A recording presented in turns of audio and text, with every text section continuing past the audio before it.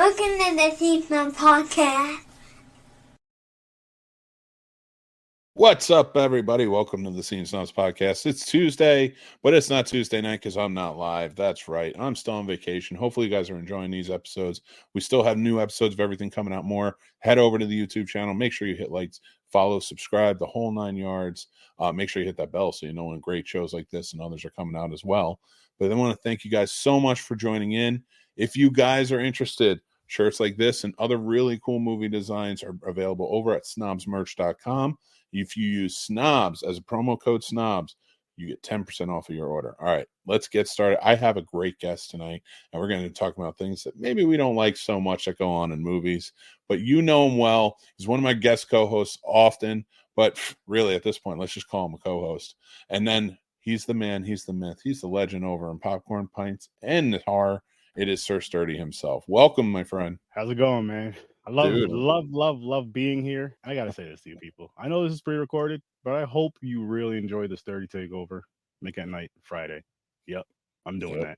I'm doing one of those weird future past things. You're welcome. So last Friday, if you hadn't seen it, Sturdy took over Mick at Night. You guys better go check it out. Yeah, what happened? I don't remember. Or I don't know yet. Which one is it? As of yesterday, when we recorded that. Dude, go check out Mick at Night if you haven't watched it, if you're listening or watching this at a point. But we're having a good time with it for sure. And I'm sure I know it went perfectly. That's how I'm going to say it. I'm going to say it. Oh, it's going to be something.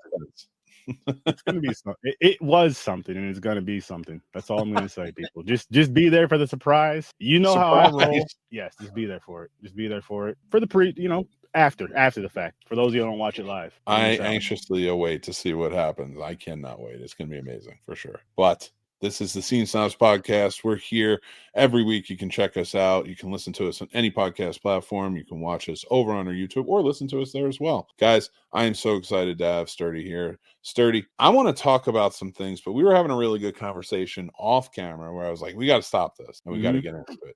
So do you want to relay a little bit like what we were talking about and what we were getting into? I do. Could you just give me just a brief, tiny head start, and then I got it.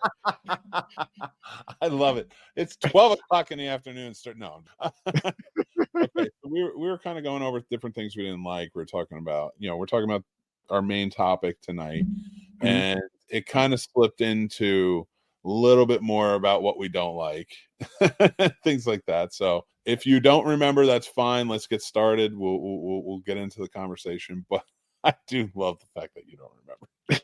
I knew it was with horror. It's just we just talked about so many things, and then boom. Yeah, we were just talking more about the horror genre specifically and what we don't like, and kind of how they play. Like we talked about how they treat African Americans in horror films and fat people. And sort of that, and like it was kind of the way it was kind of spawning off. Oh yes, basically the same characters, and in a sense of the comedic relief. Sometimes not the brightest, always the first to die. When I feel like we have the most sense, like listen, we would never put ourselves in these situations. For one, I'm gonna run and take off, and for two, I'm assuming someone that heavy set is gonna be like, I'm not gonna go here where I have no way to escape. I'm not gonna run. I'm gonna have to stand and fight. So I'm just not gonna go. Yeah, see you guys later. I'm chill with 30.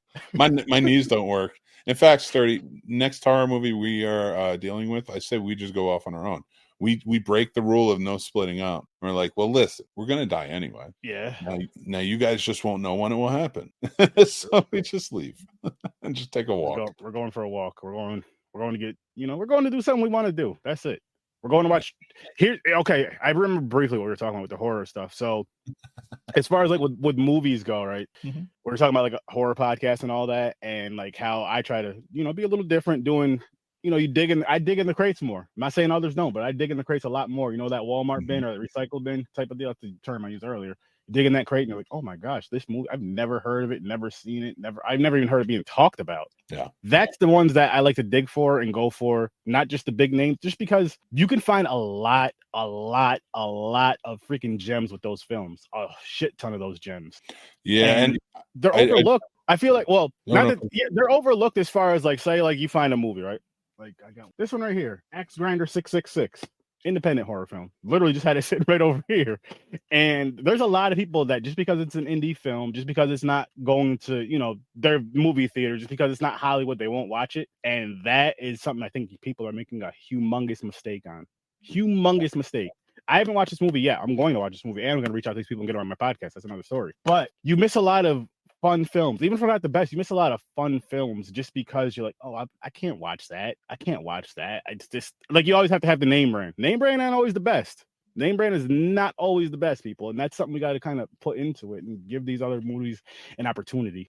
Yeah, and you put it perfectly, and I think my take on it was a little more controversial, and I think my take on podcasting in general is a lot more controversial. It's almost like this is an industry, and I just don't think it's for everyone. I realize we live in a time right now where anyone and everyone can do it, and again, I'm not saying that they shouldn't. We just happen to live in that time. It's almost like when everybody wanted to go out west because there was new opportunity, because there was just an influx on the east, they all ushered out west, and what happened? It became oversaturated. And that's all that's happening in this industry, correlating it to history a little bit. But like this industry, it's flooded. It's just flooded, but it's flooded by people who just realize that for most of the time, it's just a hobby for them. You know, I like watching movies, and everybody else is doing a podcast. I should do a podcast too. That's great. And just because everybody's doing a podcast doesn't mean everybody you have the right to do a podcast. Absolutely. And there should always be an independent circuit, which we're on. I know exactly what Mick's saying. But this is our business. Like this is business for me. I don't walk away from this and be like, this is the only thing I'm passionate about. No, I'm passionate about lots of things. And that way of thinking when I was 20 years old, and I was like, I'm going to be a screenwriter and director and blah, blah, blah. And then I went to film school and realized, holy shit, there's a lot more to this, and it's got to be treated like a business or you'll go crazy. You know, and I have, for me, I have lots of controversial picks, especially when it comes to Hollywood. And you know, I stay within my wheelhouse with my controversy. You know, like it's not like I'm running out there and I'm like, all right, I'm gonna, you know, sometimes I'll say something that I feel politically that's more of a feeling than anything. But like my takes are mostly movie based. So like when I find that I'm offending people with my way of thinking, because I'm very open-minded about a lot of things. I'm not a staunch conservative or Republican, but I have friends who are. So rather than be a dickhead and be like, well, you're wrong and I hate you, I try to be open and be like, well, all right, why? And if I understand their reasoning why, and it's not for somebody or this, that, and the other thing. So like, there's no real controversy there. I like talking to people. I like learning from people, and I don't want to hate people off the bat. But when it comes to movies, I have my views. And working in the industry and a lot of different things, and how the industry and the indie industry works and things like that. Like, so I have a lot of views on things that will either piss off people that work in the industry in Hollywood and play by the rules and stuff like that. And a lot of people in the indie world would be really pissed off. And and that same thing can be said for the podcast. As much as the Wild West as it is now, and it's so flooded, and we have so much, and I promise I'm getting to my point, people. I have probably, because this is my industry now and I work in it, I have a lot of controversial feelings on this too. And when I say controversial, I know people are just like, well, what is it? Race? Is it this? Is it? No. It's I feel like if you treat this like a hobby, you probably shouldn't be doing it because it's a business. And it is a business, and it was a business. I've been doing it 12 years. It's always been treated like a business. Yes, people who have a hobby or a passion for it get into it. And then the ones who realize, all right, it's business. I gotta go along with it and how this works and what the ultimate thing is. But 2020 threw the shift, and that was that. And now we're kind of regulating again. I'm glad it happened, because there was bound to be a bubble, but I think that bubble's bursting now, and a lot of it's washing away. And the reason I keep bringing it back in, and I'm targeting it towards you, and this is ultimately like a very long compliment for you, that's the thing I love about your show. I love horror. I love ingesting horror. I talk about horror on my show, but I'm not a horror channel or guy. Like, in fact, you're my horror guy. You and Jason are my horror guys on the channel. So it's, as much as I love it and I want to talk about it, I want to be a part of it, I don't have that show. I don't have that, like, there's no set focus. You do. So I like listening to podcasts or watching podcasts that focus on that. And there's some really good, great, even horror podcasts out there. Agreed. Amazing one. Those are the ones And I do believe that your show, Horror with Sir Sturdy, I'm saying it out loud, is one of those ones you should consider that. And I do feel a lot of people do. You have a good base that really care. And I watch your show. I actually, like, I don't watch religiously everything. I'll be honest. Like there are certain shows, even friends of ours, who like I can't watch it every week because I can't keep up with everything. It's too tough, man. Like it's tough. It's really tough in that sense because it's like I want to listen to other shows. I want to listen to more of my friends' shows, but it's like you listen to yours. You got to do what you got to do to get you prepared for yourself and your whatever you got to do throughout the day and all that. So I get it. I get it 1,000,000,000%. 1,000,000,000,000%. Yeah, so for me coming in and watching your show, and the reason one of the things to even go to this point of what I don't like about certain podcasts and kind of correlated with the movies is you were doing different things. Now this year, like we were talking a lot, and you had some great ideas, and I think you really ran with them, and they went fantastically. So Freddy vs. Jason, that's 9-10 weeks of content right there, and it was knocked out of the park, in my opinion.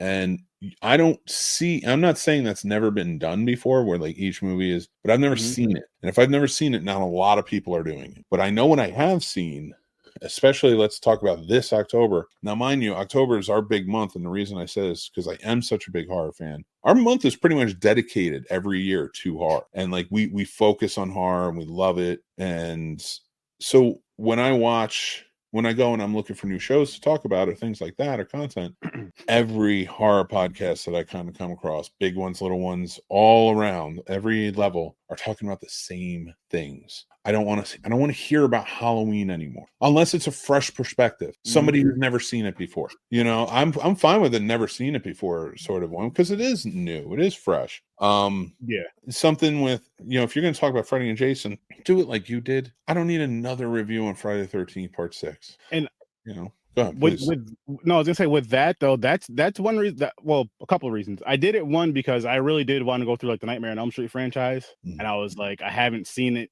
in I don't know how long as far as going through the whole entire franchise. I haven't done it a ton of times. And then I was talking about it, and I believe honestly I came up with this idea thinking about it like earlier this year, maybe even last year. I was talking to shout out to James and Chris. I was talking to them about it. I was like, I might just do those two together. That way I can just knock them both out at the same time, as well as because I'm never gonna turn down watching Friday the 13th. I'm never gonna do that. But I'm like, I reviewed it before. Why not do it like this? See which franchise really is better. And for me, I lean towards Jason more still. For me, but it was a fun thing to do, and it was just something different to kind of change it for myself because I'm like, it's like you're saying, you see everybody doing the same type of with movie podcasts, whether it's horror or not. But I'm just stick with horror because that's what I do. Well, for one of my shows, and you see the same stuff. You see like when a new movie drops, and I guess that's all around. But like, say what new horror movie's coming out? The Thanksgiving movie. I know when that drops, everybody's gonna be talking about. I'm gonna be talking about it. No, I'm not actually. No, I'm not. I have an idea for that. I'm listening, and I can say it here because this isn't going to happen until next week, and you can start planning it. And I've already said it, so it's forced or sturdy. You should do a Thanksgiving special, if not on Thanksgiving, the night before, right? A Wednesday night for Thanksgiving, and get a bunch of us to do it. But we all have to bring something to like not maybe eat, but like something like we have Thanksgiving dinner together. I like it. You know what I mean? I love it. And then so Sir Sturdy Thanksgiving, we just all chill, we'll eat, and we'll review the movie. Boom. And as a matter of fact, I'm gonna not only agree to that, because that's easy to do. Yeah. I'm gonna make it a tradition.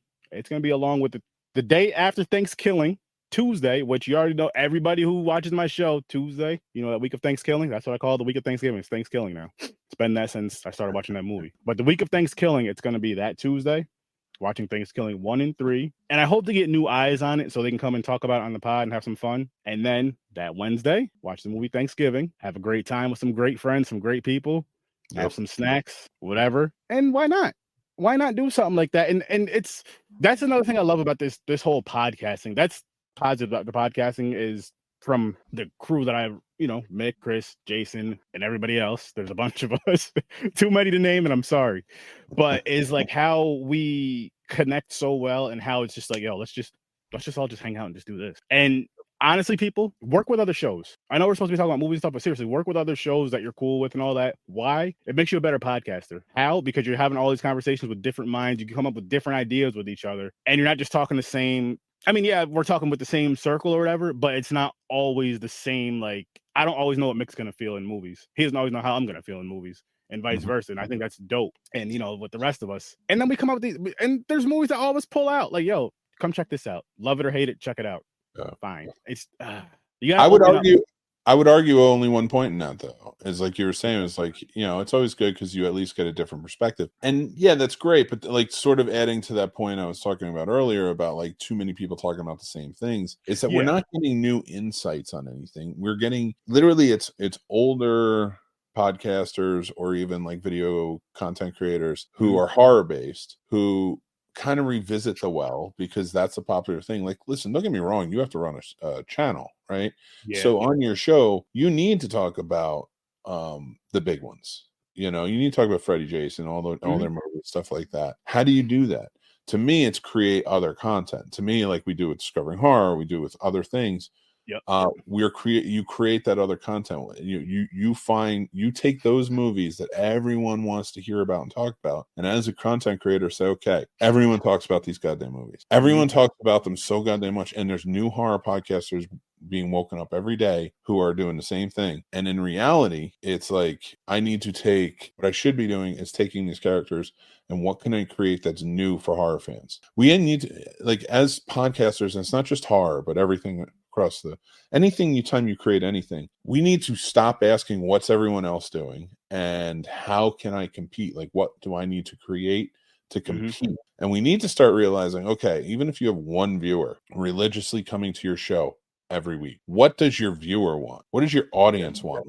Like everybody here, I try to encourage, like, message me or comment, whatever else. Tell me what you think. If you don't like a movie, like, tell me what you want. Don't give me topics. Maybe don't give me movies to review, which is okay too. Throw them out. Like, I love that stuff too, but not everybody is. But what do you want? Like, when you're listening to this show right now, I want to know, what do you want? And so I have to start thinking like that.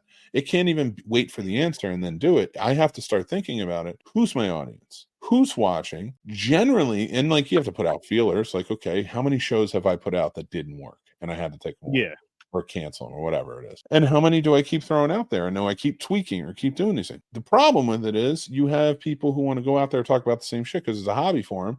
And then when you're putting out content that works, it's like it's getting drowned out, like our Discovering Horror show. Like, I think it was actually doing pretty good, so like, and it sounds so boastful and I hate it. But what I'm saying is I was afraid that was going to get drowned out because everybody's talking about the top horror movies. But this wasn't, I had to trust my audience is ultimately what I had to come back to. And I was worried it was going to get drowned out for a mass audience. Like, okay, maybe new horror fans will get into it. Maybe they won't. I don't know.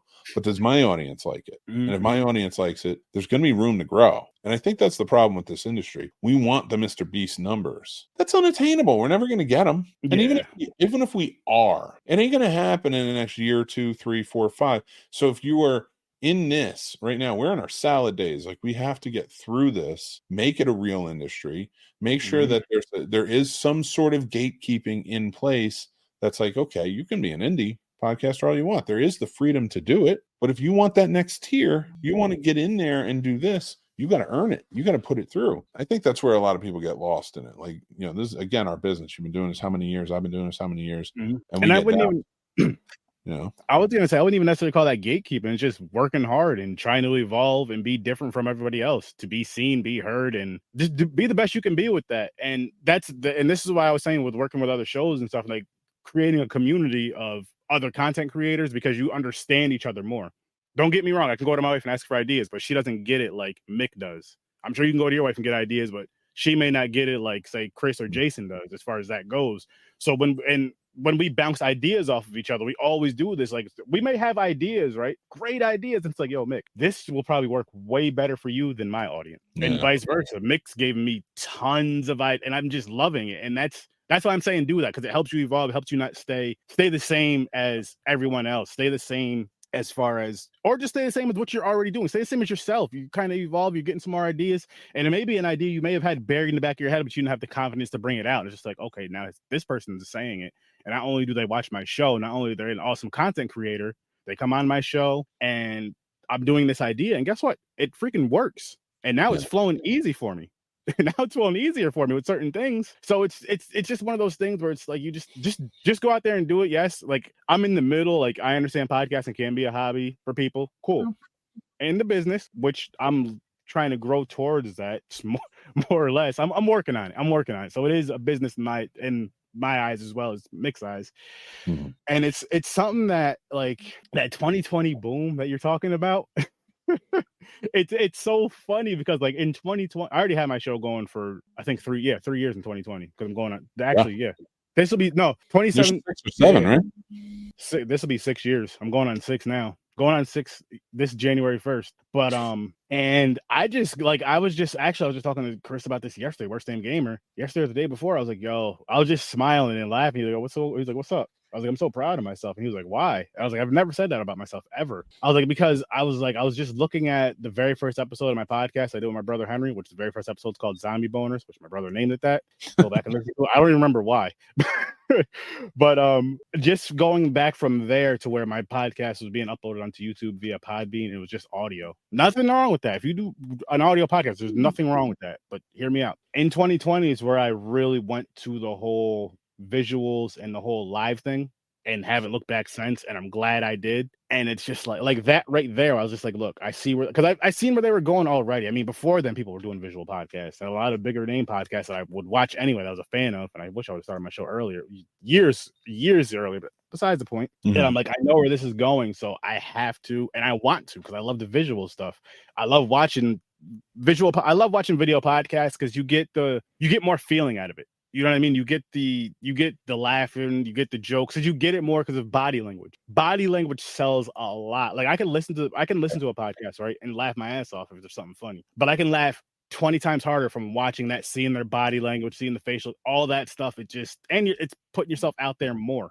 And it's fun. But I will say this, people, take it serious. Like, yes, you see me on camera joking, goofing off all the time, but I work my ass off as far as I know some people, oh, you're just watching a movie and blah, blah, blah. But I have to sit up and watch these damn movies. I have over 400 episodes out. And the majority, not every single one of them, but the majority of them are from reviewing freaking movies. Yeah. And well, I mean, doing it, and what I want to say to people, when you do these type of things, be yourself. Even if you have your character, like I do with Sir Sturdy, McManhattan, all that stuff, or whatever you want to call it, be yourself. Don't watch my podcast. Don't watch Mick's podcast. Now, let me finish before I say this. Watch our shows, but don't copy our shows because you can't do it. Yeah, I mean, but that's ultimately, like, it's easy to. I don't mean like borrowing ideas and all that. I mean, as far as like the personality, like, oh my gosh, this person's acting like this. They're getting a bunch of views, but I'm going to do this. Don't do that because it's not going to work for you. It's not your personality. Be you. Be you. Be you. Well, there's something about being genuine, dude. Like, there's definitely something about being genuine that really, like, you will make or break your experience in this, I think. Yeah. Because when you sell yourself, like, everybody does the same shit. Don't get me wrong. And it's the same with movies. Like, we see the same shit all the time, constantly being copied over and over again. Yes. And I think my biggest issue with when you saturate the market like this is it sullies the beautiful things that come out, like the stuff that people are really putting in and working at. And listen, don't get me wrong, I'm not sitting here saying our friend group are the majority. Fuck no, there's hundreds of thousands of people out there who are legitimate. This is an industry, but there's millions of podcasts. But no, again, people like hear this, like there's maybe 700,000 active podcasts. I don't have the exact number, but it's around that. And there's like almost 4 million podcasts listed. So that tells me how many people treated this as like I was bored, wanted to get into it, and it's never going away. So now it just sullies the market. And then you have, but add on top of that all the other content creation that goes on.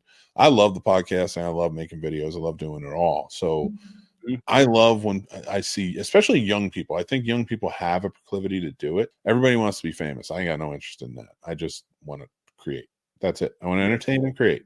I love doing those things. But and to kind of correlate this into the movie topic we were getting into, for me, it's like if there's one beautiful film comes out, right, and it's one that everybody's flocking to, I do think it gets sullied when you have a market of that is now going to push out 20 other films that look and feel like this, but don't have that same beauty. Yeah, it's just to market what's what they're covering and the subject they're covering, and it's like I think that sullies a good story, and I can correlate that to podcasting and content creation too. Like, go ahead and talk about Child's Play for the 700th time. Like, literally, there's 3 million podcasts out there talking about Child's Play, and all of them are saying the same things. All of them are opinion based. None of them are fact based. There's no value. So I think that's, if there's no value in the project you're putting forth, if it's a hollow thing that you're just doing, when there are people really trying to stick value into everything they're doing, so then that way their audience. Now, I think the best way to combat that in any scenario is to remember to remain focused on your audience, who's following, who's doing. You can always grow your community, you can always grow your audience, whatever. But if you don't stay focused to them and you're always trying to grasp more, it's going to drive you fucking crazy, and you are going to produce terrible shit. If your main goal getting in is to make sure that this pays the bills, I ask you, what industry has ever been like that? Unless you are coming out of an industry, you are the children and heirs to that industry. Nobody who started with nothing to build it didn't bust their ass, you know. And if you're not busting your ass, it's going to show, and that does happen quite a bit. And that pisses me off. I mean, I think we got more into the philosophical, existential side of what pisses you off. Like we started with yeah, I hate the way fat people are portrayed in movies.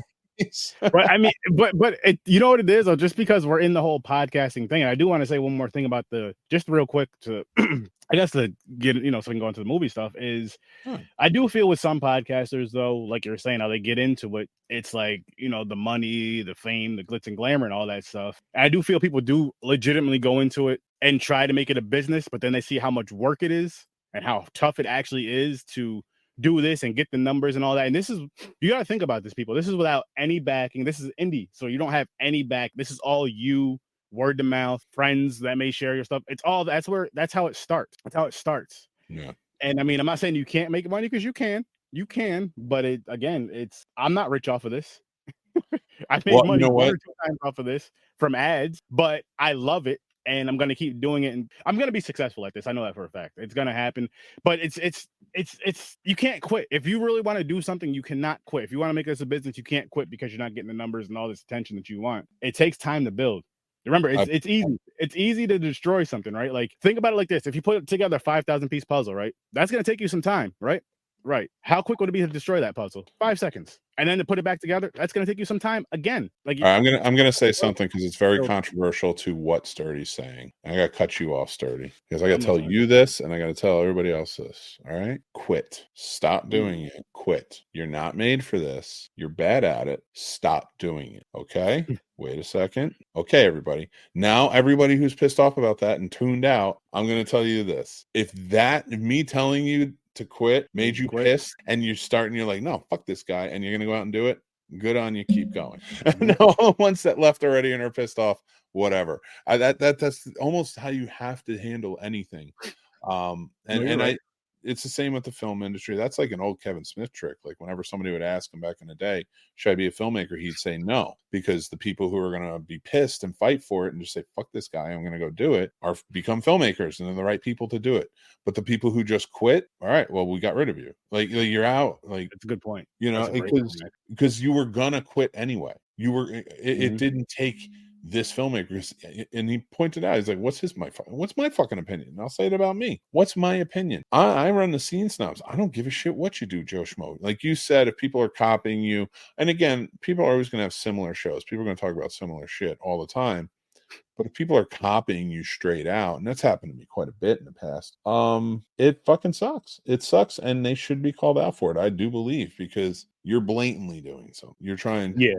But now I realize, call them out. But at the same time, the only way you're going to truly combat that in any way is just to be better. Just be a better version of everything. Like, get better, keep going, keep pushing. Anybody who copies you is incapable of that. And no, you're absolutely right about that with the whole, people copied and all that. And it's like, I understand. I understand. People are just like, I don't agree with the whole copy and paste the whole damn show. I understand borrowing some ideas. I get that, because everybody does that. Borrowing some ideas, not copy. Like, okay, let me see. This is what the Scene Snobs do. I got to do the exact same thing just tomorrow. Or, as a matter of fact, because they put it out, I'm going to do it the day before they do it. So it looks like I came up with it. But it's not going to be as good. It's not going to be as good. You do your own shit, and I say personalities because I've seen people try to copy personalities and it's just not them. It doesn't work. And then you fuck shit up, you drop your show or whatever. So I agree with Mick. If you think this is too tough, if you think you can't handle it, quit. But that's anything, like, because I again, like, coming into it, I would like to ask you too. Well, first, let me get to one point. Like, again, the controversial side of it, like, even with the filmmaking, like, I have a lot of controversial feelings toward, and again, people might be going, is that really controversial? It is in the industry. People will get annoyed by it, but you were talking about indie, right? We all have patrons. We all have this. Crowdfunding is perfectly fine for me. But I do think crowdfunding is a hard crutch when it comes to indie filmmakers, because you're losing out on a valuable piece of knowledge that could be, if you can master it, it would be monumental for your career in the film industry. And that is the pitch, and that is pitching people to try and get money, try and get jobs, try and get this, that, if you don't know how to pitch, and there are not a lot of people who know that art form, a pitch is an art form, and if you can sell it and you can do it, like, and it really takes a lot of passion to do it. It takes a lot of charm, takes a lot of, and but it's something you got to do if you want to work in the industry. If you want to be an actor who's going to be remembered at a casting, you need to be charming as fuck when you walk in that room. I understand nervous. I get it. I've been on there. I've been in front of those cameras. I've talked to those directors, and I've been on the other side of it too. So it's crazy. And when you get out there, you have to be able to do it though. And I feel like with these crowdfunders, it's very easy to post online, but you're losing the pitch. Now, not everybody. I've seen a lot of really good pitch artists or filmmakers who could make really good pitch artists pitching for their crowdfunders, and they're out there and they're doing it, and they get other money and stuff too. But seriously, like, if you're just going to keep asking the same people, it's tapping the same well. How many times are you going to ask all your friends on Facebook for money? And if it's movie number 5 and literally it's everybody from Facebook giving you money and it's going down each time, you're going to fail. You're going to fail at this. You got to get the pitch. You got to go sell people who have money and be like, I'm making a movie. This is what we're doing. This is what we've done. This is the movies I've made before. Blah, blah, blah. What is it? Like, we're looking for funding. Get your butts out there. Really do it. And again, that's not everybody. That's not a standard. I've seen a lot of great indie filmmakers who know how to pitch, who know how to sell, who know how to fundraise.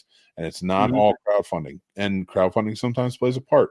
It's important. I get it. But goddamn, like, I do feel like this film industry is going to be very different in the future, and it's going to suffer a lot of stuff. Really? Because is crowdfunding going to be a big part of that, or you just think just in general? No, I think that's going to get tiring. I mean, listen, groceries go up constantly. Gas goes up constantly. Everything. The American households, their pay ain't going up, and not as much as it should be. The American people are getting real tired of paying for things that they're seeing absolutely no return on. Now, the nice part is, like, with us, there is a return. Like, if people are supporting us, they're supporting, and we are doing our best to give them, sometimes it's merch, but for the most part, it's the content. And that's what they're buying into. They like us. It's just like when you buy into a streaming service, you're buying into us. Biggest point in that is you have filmmakers who it's very hard to get a return on investment in this industry anyway. Hollywood and distribution companies will fuck you out of everything. You'll almost never see a return unless you work in the industry. And that's where I see a lot of people not willing to play by the rules. Look at what's his name? I posted on the thing yesterday on our chat.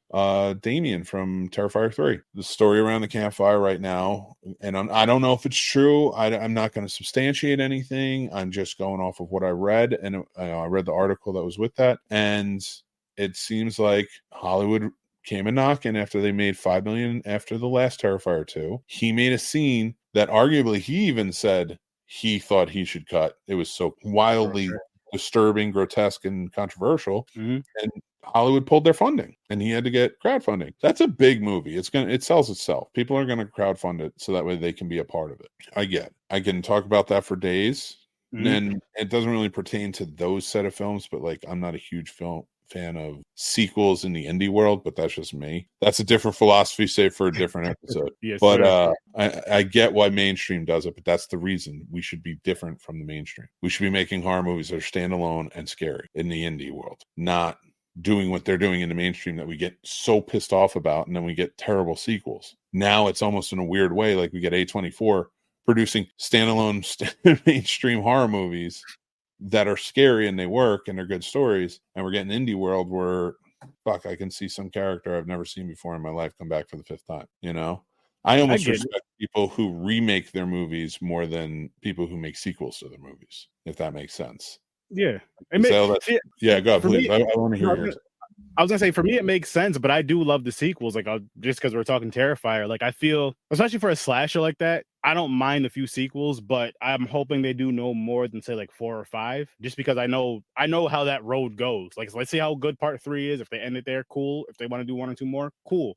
It's just, my favorite franchise, Friday the 13th. It gets watered down at times. I understand that. I get it, and I don't want to see that for Terrifier. And I do agree. Like, I do want to see what this team can do, and I've seen them do like other things and stuff like that. But like, besides Art the Clown, you know what I mean? Like a psychological horror, anything. And I know they will. I'm sure they will down the road. I get why they're doing this. While it's hot. I get it. While it's hot, do it. But the thing I disagree on is I don't mind sequels if it's good, if it's done right. And I did enjoy Terrifier 2 more than 1, and I'm hoping 3 is better than 2. But it's one of those weird things too, where it's like with this thing with if the things are 100% facts, 100% true with that, it's like Hollywood backed out because they said the scene was too much or whatever. But it's like, say it gets backed by indie again, it gets a bigger budget, and they let this scene go through. What's the right way? What's the right way? And again, I'm not saying that at all. Like, there's artistic expression, and this is what these guys do. These guys are going for grotesque, truly shocking. That's the type of filmmakers they are. And for me, it's like you have this character that's really working, right? And it's pushing forward, and it's hitting the ground running. You went to Hollywood, your artistic expression was, I want to keep this scene. Hollywood's like, fine, we're pulling funding. That is perfectly fine. I got no problem with that. And they're going to do it. And I hope they make their money back and then some, double, triple, whatever. I hope they make a ton of money because they built a character that's popular. It's popular in the horror genre. And I don't want to, and if it's a good movie, regardless of how shocking it is, because that's the one thing, I don't like the shocking stuff. I especially don't like all the brutality, and that's just my personal feeling. I'm not saying it shouldn't exist. I'm just saying I don't personally like it in horror movies. But I will say, when it comes to Terrifier, they were good stories, and I really appreciated that. I was like, this isn't just a bunch of guys who are getting together and saying, how fucking shocking can we be? Mm-hmm. Actually told good stories, and the stories have gotten better in the following movies. Exactly. And they're putting into it. So like, that's why I have a lot of respect for him. What really bums me out from the filmmaking side, having worked in both sides of it, working in the industry and for the studios and such, and working independent, is this that Damien says he's really interested in possibly directing, or he would like to direct a Friday the 13th movie. Mm-hmm. I think that's a perfect fit. I think if you're going to breathe new life into Friday the 13th, this guy is great. He tells great stories.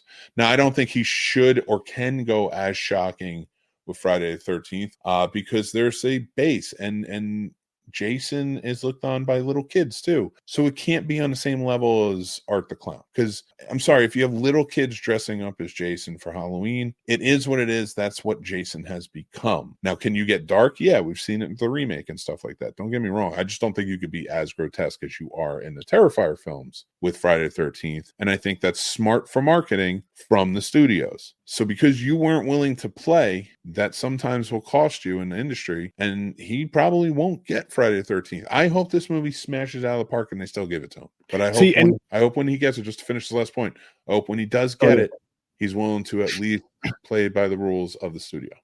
And my feeling with that, though, is my opinion on this. I don't know, again, if this is 100% true. I feel maybe it's like, with Friday the 13th, he'd probably play by the rules because it's not his story. Mm-hmm. But this is his story, his baby. It's like, I don't know. But it could be one of those things where it's like, I'm not going to let you guys handcuff me for something that I created. Not only did I create from All Hallows Eve and then made the Terrifier film and then Terrifier 2 with the crowdfunding and all, with both films with the crowdfunding and all that, and made so much, got into theaters, did so freaking much amazing things for an independent movie. And now Hollywood's like, oh my God, these guys are great. Let's go back them. And then, it's like, we'll back them. And again, this is just off of a rumor. Don't know. This is not facts by either one of us. Don't come at us. Well, you can come at me. I don't care. But it's like, okay, Let's bring them in. Okay, great. You guys did so great. You guys did amazing with what you did. All this attention. Oh, let me see that. Oh no, you got to change this. Oh no, you got to change this. It's almost like they're making them, again, going off of what we know, going off of what is rumored. Sorry, making them change to be more too Hollywood and that too like. No, that's not what us fans of Terrifier. I love the gory horror movie, and that's what Art the Clown gives you. That's what Terrifier gives you, and you don't want to take that away. That's one thing that I feel like Hollywood messes up with certain things is you take away from that creative mind that made this beautiful masterpiece. You take that away and throw your Hollywood stuff on it. And then it's like, okay, let me throw Hollywood all over it. Let me make it a little bit like this movie, this movie, this movie, and this movie. Then when you guys make the sequel, we'll make it like this one, this one, this one, and this one. It's like, no, let's be different. Yes, it's a slasher. Yes, it may borrow some ideas from other things, but let it be different. Let it be its own thing. And honestly, I hope in a sense, I hope the rumors are true. And like you're saying, I hope it smashes and just shows Hollywood the big F you. Like, look, we do not need you. You need us more than you act, more than you think. Because if all the creatives leave Hollywood. Disagree with that. I disagree with that statement personally.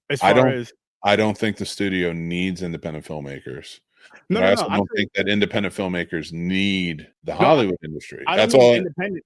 I don't mean independent. I mean as far as the creative minds in general. The creative minds that work for Hollywood, you know what I mean? That kind of get screwed over when they're like, no, change. I mean those minds. I don't mean the studios. I don't mean the big pockets. Because you're just kind of empty studios and a bunch of rich people trying to come up with stuff that don't know anything. Oh, let me throw money at this. Oh, let the creatives be creative. Well, let me pose a question to you because we're kind of winding down on a topic. I want to get to my mixed movie pick for this week. But so you run horror with Sir Sturdy. So say this becomes a part of this industry, something huge. It starts raking in. People love it. You're independent. You're doing your thing. You become a household name. People are loving Sir Sturdy, right? And you have such a huge base. Now the studios come to you and they say, listen, we're going to send you screeners. We're going to want you to go out to review at red carpets and interview and all this stuff. You're doing it. You'd be dumb not to. It's contracts. You're getting your money and you're doing all this stuff. You're getting bigger and bigger. Finally, studios come in, listen to Sirius XM or whatever. Hey, we want Harvester Sturdy. We want you to be our Thursday night show, whatever such. We're going to pay you this amount. We're going to run the show. We're producing it. We basically want the same thing we've always wanted. You guys, you're killing it. You got this base. You get there, and they're like, we want you to cut this segment. And it's like one of your favorite segments. It could be, we don't want you to rate that way. We don't want you to do this. And it's little changes that come in. Now, I stand by the integrity of creating. But my feelings are like, if you want to be in the industry, though, if you want to be independent, stick to it. I get it. If you want to be in the industry and you want to move forward with it or be up here or do this, sometimes you got to pay to play. Like even... Yeah, you see a lot of these YouTube stars, like they all do the same thing. And it sucks. I'm not saying it's the right way to be. I'm not saying it, but it's an order to the industries that, again, going back to my original statement of like almost like the gatekeeping. You can't let everybody be famous or fame wouldn't mean anything. Absolutely not. But I do feel like when it comes to that type of stuff, you need to make sure you're not selling yourself and not like making sure the show is it still feels like this is my show. This is me. This is still Sturdy. If it doesn't feel like that, no, I'm not signing anything. I'm not doing that. I'll stay independent. As far as that, I'm just saying in that scenario, because I also look at it like this is the stuff that got me here. And this is the stuff that keeps me growing is the stuff that I do. I'm not saying I wouldn't tweak things here and there. I'm not saying, like, say if I was on a radio interview, I wouldn't clean my language up, because I would, of course. But when I'm on my show doing my thing, I'm gonna do my show my way, because it's what got me here. It's what got you guys to actually look at me. And I also know that, like, if you're offering me this, more than what you're offering me. So it's a weird thing, because it's one of those things where it's like, I know some people will say, like, how would you know what you would do? You've never been in this situation. But I also know, like, I know my passion and I know things that I care about. And I know if I were to say, quote unquote, let's just, because with the whole Terrifier, if they're like, hey, Sturdy, we need you to cut this from your show, I'm not going to do it, because now you're pulling me from my show and putting you in my show. Yeah. And that's, I couldn't do it. I couldn't do it personally. Like there's I there's love certain that. things, there's certain things, and I know like there's certain scenarios, certain things. Like people ask you, you know, how people ask you the dumb question, do you do this for X amount of money? I'm like, no, you really no. I have certain morals. Money is an important tool, yes, to me. Like money is very important as far as, you know, taking care of the household, taking care of bills, and all that other stuff. Which yes, I'd love to have an abundance of it, so I can just take care of that, I wouldn't have to worry. But at the same time, it's not worth more than my morals. And I love that, and I agree, and I feel like I'm the same way, you know, with mine and what I'm creating, and I don't even mind the people who are just like, yeah, fuck it, I'll make the changes, Oh, whatever, I don't fine, mind that either. and or make it linked with a producer or something who has Mhm. different take, and that's sort of my point. Kind of finish out this topic is and I love to hear your take on it too, but is to each their own. That's fine. My only feelings are if you decide on that moral integrity, you know, and sticking with it, and this is my show and this is what I'm going to do, Mhm. then when you don't get the dream project down the line, or somebody who is maybe less of a caliber but did take that road and now they're doing bigger, Mhm. that's when we need to like kind of shut our mouths. It's like you pay to play. And that's where Yeah. I see a lot of people, especially in the film industry. It's like it's easy to bitch at how everyone's doing this thing when you're not willing to take the step to go that way. And if you Mhm. don't want to take the step to go that way and you want to stick down this path, then you gotta let that go. Agreed. You're not in that industry now. So that's not your industry to compete with. You're not in it. You chose this path. Mhm. This path harder. This path has the moral integrity. This path is going to take longer to get anywhere. But if that's the path you chose, then fine. Mhm. And you can always come up with feelings down the line, but you got to stop with the competition. I'm not competing with Mr. Beast because I'm not on that level. Mm-mm. You know what I mean? I'm So I have no feelings towards that. My only feelings are I chose this path. This is where I'm going. I know what I'm going for. And that's what I feel like we're missing in a lot of these industries is the ego. Is there's too much ego in it. Yeah, there really is. And I mean, going back to just us sharing, bouncing off ideas and using each other's ideas and all that other stuff shows you right there where our ego stands. Like, oh no, I can't do this because like you could easily, here's a great example. You could easily, like, say you're the industry, you have the bigger numbers right now, right? And I'm the independent. You could easily just, no, I'm not working with these guys. They only have this, they only have, but you don't, which is a great thing. And that right there, like the whole ego thing that people say, the whole male ego. Not saying Yeah. we don't have egos, but there's a time and a place and all that. Everybody should have some sort of an ego. You should all be, you know what I mean? But not that toxic kind of ego. You guys know what I mean? Men, women, everybody should have an ego. The only Too thing many I like what you're saying. The only thing I would change it to is I don't think we need ego, confident. but I do think we definitely need confidence, but I think we need more arrogance. And it's There got you to be a go. controlled arrogance. Yeah. Like, yeah, I know what I'm doing. It's Tuesday night. I'm the scene snob. I'm gonna make you smile. I'm gonna make you laugh. We're gonna talk. We're gonna have a good time. And I know I can do that. Like that type of arrogance, like because I know Mm-hmm. what I'm capable of. And it is a confident type of arrogance. But I'm not going to be in your face and be like, but I'm better than you and I'm better than you. And then because then you're putting the ego in it. And it's like that's just too much. Oh, that I agree with, but I will say you can't be me better than I can be me. You can't do my show better than I can do my show. And if that's ego, then that's ego to an extent. But that's what I mean by that. I But think that's an arrogance. I think that's a oh, well, form of arrogance. I'm saying like okay, because I don't think you're saying I'm better than everyone I'm not better than anybody. or I'm Nobody's the better than only anybody in this one. world. But that's what I mean. Like, so then it would be more egotistical to say I'm better than everyone. It would even be arrogant to say that, but your level of I get arrogance is I'm the best at being me and I know what I can bring to the table. yeah, So it's like a yes. confident arrogance that I realize, and that's what I think everybody should strive for, and it helps, you know, in everything in life. I'm not just talking about that. I'm talking Mhm. about everything in life. Have that sort of confident arrogance in yourself to be able to be like, yeah, I'm going to go in there. I'm going to fucking kill it because I know what I'm doing. Exactly. You really should. You really need that arrogance, that confidence in, like you're saying, in anything in life, a job interview, anything, because if not, you're not going to be successful at anything because you're going to be too scared to do anything. Yeah. Go Legit. out there and get it. Go out there and get it. And listen, if you want to be a content creator and you want to make it a business, do it. Take it serious. Bust your ass at it. It's going to be a lot. It's going to be long. And if you have to work a 9 to 5 too, figure it out. I do it. Seriously, figure it out. It's tough, but I fucking love this stuff. I really, really love like this. Besides like people that are personally close to me, family and friends, this is like my happy place. Besides the stuff that you guys know off the scenes with the, you know, this makes me happy. This brings me joy, and I want this joy to be my, you know what I mean, for lack of a better term, my 9 to 5, whatever you want to call it, but to the point to where not to be even rich and famous. Like I would be happy enough if, you know what I mean, I can me and my wife can leave our jobs, and this was what was paying the bills, and then some, of course. Again, I don't have to be rich and famous, but just because I have so much passion in it. I know she has other passions and things. Like that's my goal with this. I don't have to be the richest. I don't have to be, because You want freedom. it's exactly. Ultimately, you just want freedom. You want freedom to be able to do stuff and get it. And I get it. Exactly. Hit up these cons, do dope stuff with Mick, all that fun stuff. And working on it. Working on it, people. But I want to say, this is where I'm gonna kind of end things here. We're gonna go on. I'm gonna do my mixed movie pick, but I want to thank you, Horrors Are Sturdy. We talked a lot about where our show is. The links are down below. Make sure you go check it out. Make sure you go check out Popcorn and Pints. Always a fun time. Thank you so much, Sturdy, for coming on.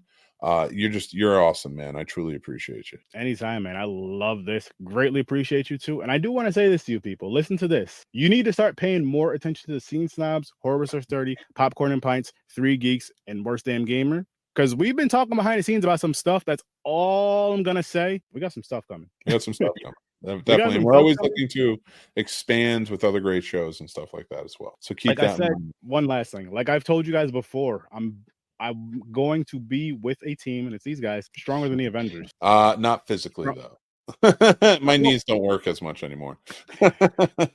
Chris can be the Hulk. I'll let him be the Hulk. I'll take it. I'm gonna be, I don't know, I'm gonna be Black Widow. I'm just gonna chill out. All the time. I know. I'm gonna Nick Fury. I'm just gonna be in charge. I'm just gonna go with that because then I don't have to do much. But guys, thank you so much. Appreciate you, Sturdy. I'm gonna let you go now, and then we'll do the mixed movie pick and we'll close out. All right, everybody. So thank you again, guys. It's mixed movie pick time. That's right. I choose because I'm on vacation. I went with it. And I'm going with something a little bit more controversial and different because we've talked about controversy this whole episode. I'm going to go with the TV show. That's right. I'm going with the brand new 2023, just came out last month, Fall of the House of Usher. It's done by Mike Flanagan. It was for Netflix, one of his last projects on Netflix. It's a series. It's about 7 episodes. And honestly, it's one of the best shows I've ever seen. It is a great adaptation of so much Edgar Allan Poe, not just The Fall of the House of Usher, but everything. And it is a great story all the way throughout. Bruce Greenwood, Carla Gugino, everyone is truly fantastic in this movie. He has a whole stable of characters, of actors that come in and play great characters in all of his stuff. So go check this out if you haven't. Fall of the House of Usher. It plays like one long giant movie. That's why I think that I'm expanding a little bit more. Plus, I'm binging right now because I'm on vacation. But go check them out. Thank you guys so much for joining in. I'm Mick Manhattan from The Scene Snobs. This is the Scene Snobs podcast. You can check out this and other great shows all over any podcast platform, but especially over here on our YouTube channel. We call it the Scene Snobs channel. Make sure to hit like, make sure to hit subscribe, because we are going to be having more great shows come out. This is episode 302. Thank you guys again. If you guys are interested, go check out our sponsor of this video, StubHub. Our affiliate link is down below. They are great. We got our Taylor Swift tickets on there when we went this year. We got other tickets on there. We go to games, concerts, all this stuff all the time in the area. Never had an issue with StubHub. I'm thinking about getting tickets for Green Day coming up in Nationals Park. I can't wait, and I'm going to go to StubHub. Go down in the affiliate link below. Thanks again, guys. Thank you for hitting like, subscribe. Thank you for buying the merch. Thank you for doing everything and all of that jazz. You guys are amazing. I love you, Snobs Nation. Thank you, thank you, thank you. Remember to be kind, stay classy, and take care of yourselves because it's important.